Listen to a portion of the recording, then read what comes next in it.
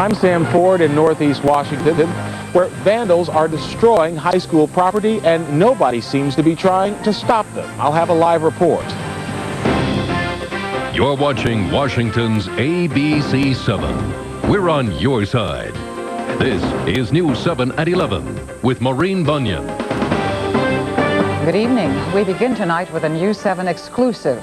A school full of equipment and supplies is left abandoned and in ruins. And tonight, some angry D.C. residents and officials are speaking out. News 7's Sam Ford joins us live from McKinley High School in Northeast Washington with the story. Sam?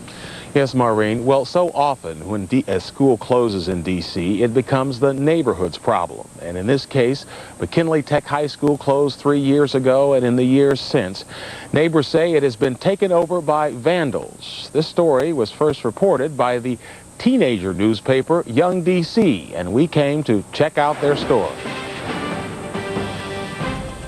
We came to see if we too could get into the school. Doors were locked, but we soon spotted an open window with a trash can for a stepladder. Well, as you can see, it is relatively easy to get into this building. We took a tour of McKinley High. It is a vandal's paradise. Many of these items could be used by other D.C. public schools, and school rules say when a school is closed, the materials should follow the student or be auctioned off. Here were copiers abandoned, a metal detector. In the music room, there were Steinway pianos. One was still standing, but vandals had trashed the others. Keyboards, sheet music, all left to rot from rain coming in broken windows. In the gymnasium, it was similar. Bad shape, windows of the skylights overhead broken, junk thrown around the gym floor, which was soaked by rain.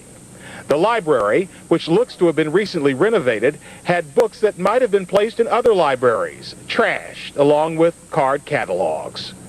The textbook room, empty stacks, but floors covered with books and evidence of a fire that someone apparently caught in time. Also there, empty liquor bottles.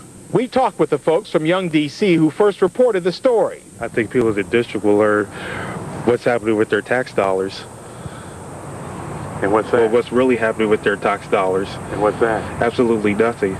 Kevin Chavis, who chairs the City Council's Committee for Schools Oversight, saw our 6 o'clock report. The piano, I mean, it's just incredible to see Steinway pianos that are being trashed. We're going to talk with the superintendent and the facilities people and make sure that they secure that building. Incidentally, after we climbed out the window, D.C. school officials arrived with police protection to give a tour to a group of consultants. They could not get in. They had a key, but apparently the vandals had barred the door from the inside. So they had to go in the same way that we had.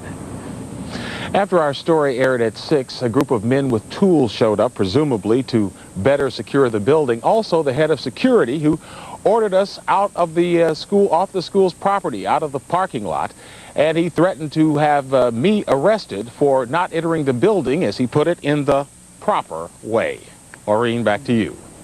Sam, we heard from Councilman Chavis, but what about the school administration? What are they saying about the conditions at McKinley?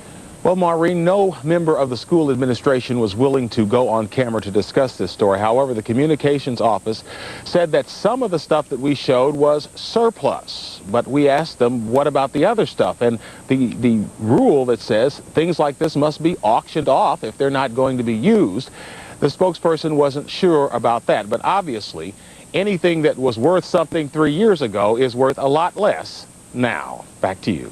Sam, thank you.